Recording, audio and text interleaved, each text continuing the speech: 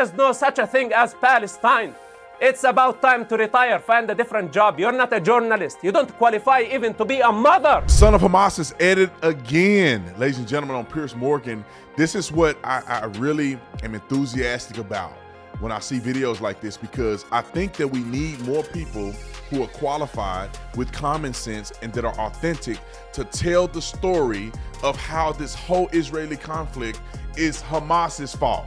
Listen, man, nobody would be messing with y'all if y'all hadn't flew over to somebody's country and beheaded people.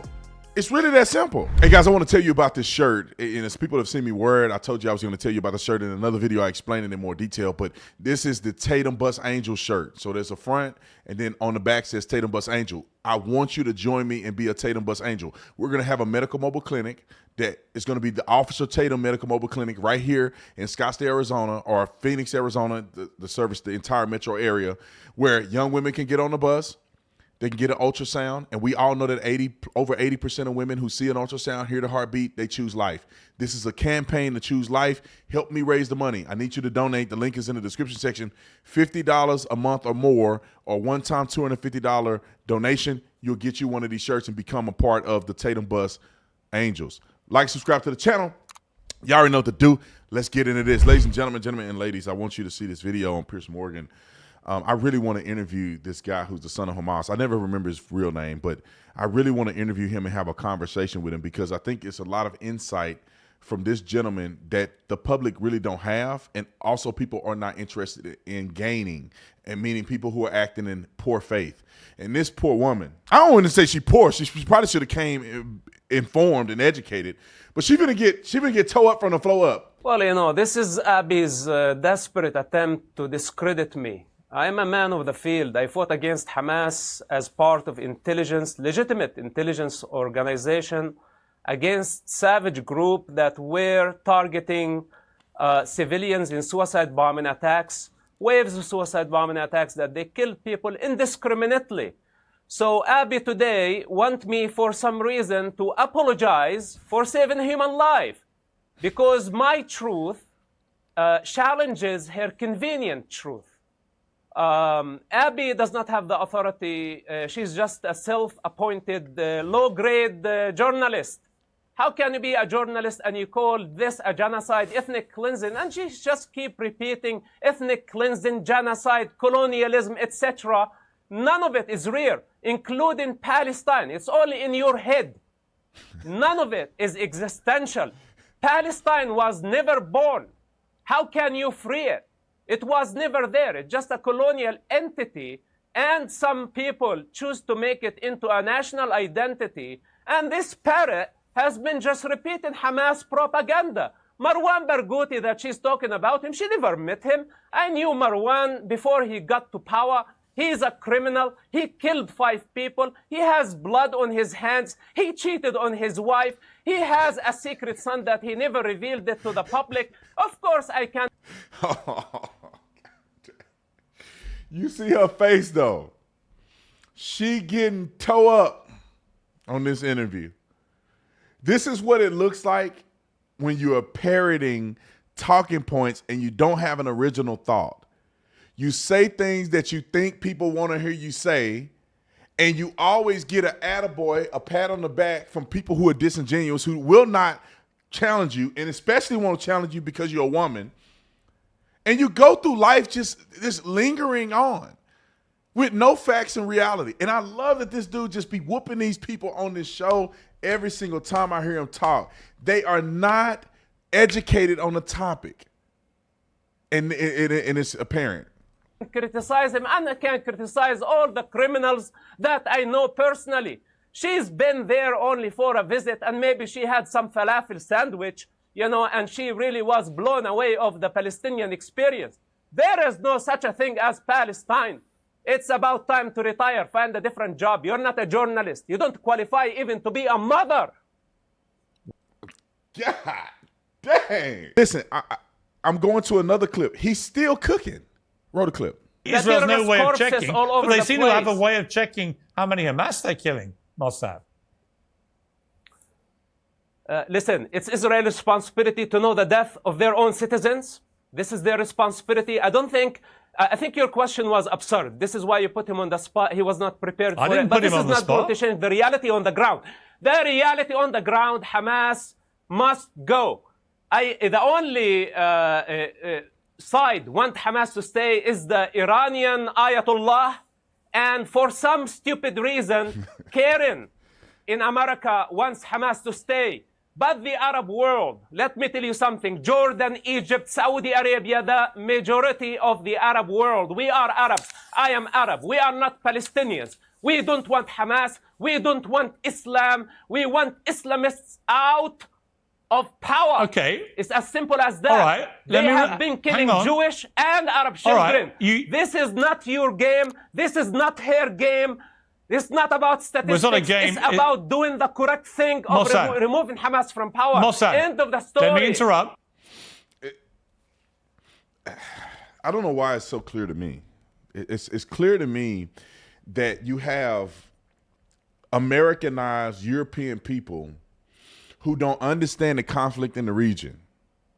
They are looking at it and saying, oh, innocent people got killed in an airstrike the other day, and they're picking a side. They don't understand the historic conflict here in the religious ramifications. You should ask yourself the question, if you think that what he's saying is wrong, why won't Egyptians let in Palestinian refugees? Why don't Jordanians let in Palestinian refugees? Why can they not go to the the UAE? Why are they not accepted anywhere else in the Arab world? By and large, why are they not? Because every single person with common sense that understands the conflict in the region understands that these people are not right. It's a reason why they elected Hamas.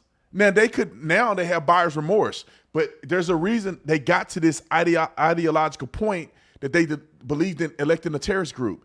They refused to hold elections in the West Bank because they're afraid that the people are gonna elect Hamas.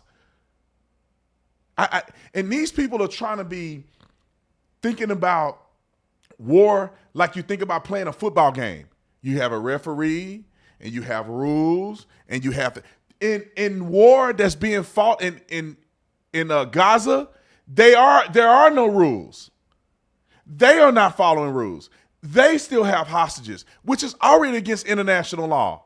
They're leveraging hostages in a war.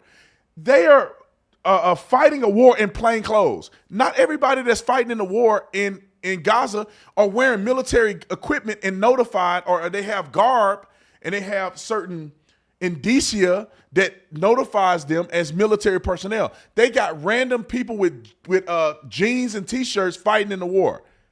I just saw a video it's a while ago, but it was a medic that took a gun from a terrorist to give to another terrorist. That dude is a medic. They're supposed to be impartial. They're not fighting by the rules.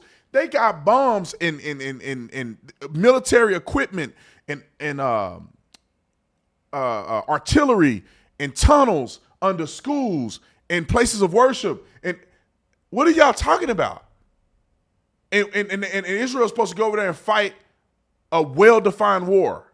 When you say all Arabs agree with you, Mossad, actually they don't. That is the Saudi Foreign Ministry saying they want it to stop right now. As we speak, the intelligence services of the Arab world, all of them in a joint operation room with Israel to rid of Hamas. I don't care about some politician trying to make a political statement. It's false. The reality on the ground, we don't want Hamas. We don't want Islamists. We don't want this anarchy, this revolution without a moral compass. We don't want to globalize it. We don't want to bring it to the United States.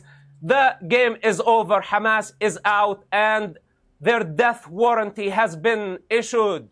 It's a finished job. All right, and we are going into Rafah and we are going to eliminate every last one of them. Let me bring in Abby. Abby, you've been listening to this. And this is what she said that caused him to say what he said. Years ago, who was marching side by side with Israeli peace activists denouncing Hamas killing civilians.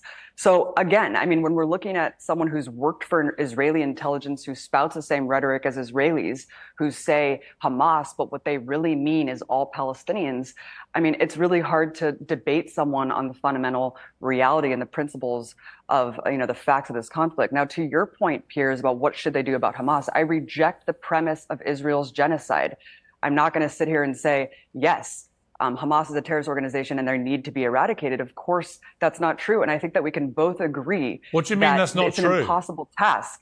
It's not true that something needs to be done about Hamas. I don't agree with that framework and the parameters of that debate. Why? Because Israel's been committing ethnic cleansing and genocidal policies against the Palestinians for 70 But Hamas literally has a charter. Yeah, but Abby, hang on. Hamas literally has a stated charter of the elimination of Israel. That is the purest personification of a publicly stated policy of genocide that's not I can true, imagine. That's not true. Their revised charter says that they actually recognize the existence of the Israeli state among 1967 borders. That's the revised charter, and they actually make a political differentiation between Zionism and Judaism. So that's when the their actual official charter of spokesman, Hamas. So when you keep pointing to a random spokesperson, yeah. Yeah, well, he's not random. He's the official spokesman for Hamas. And he said literally 2 weeks after October the 7th, we are going to do this again and again and again. That is an existential genocidal threat to the existence of everyone in Israel. Clearly. Said publicly on camera. I mean, he's brazen about it.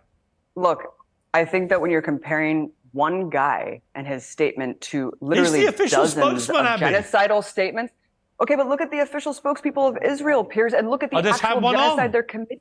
You cannot compare the two. It's a complete false equivalency. One guy is saying one thing. The other dozens of Israeli ministers and cabinet officials and public media personas on TV are saying one thing and actually doing it on the ground. You would allow Hamas to stay in power? On the ground. It's not up to me, Piers. Hamas is representative of a large sector. You've been expressing many opinions. But here's the thing. What's your opinion?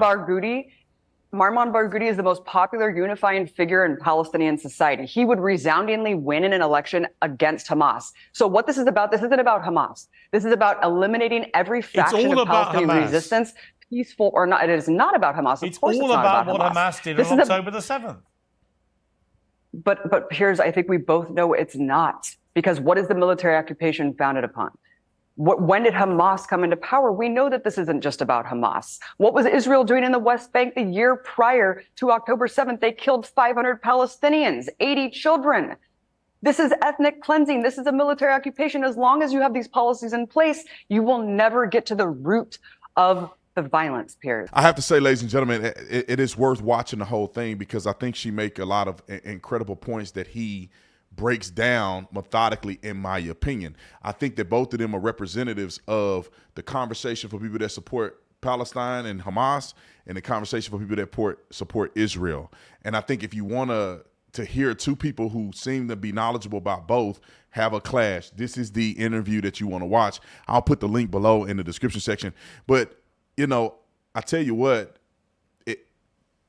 the people who are supporting Hamas, it seems insane to me.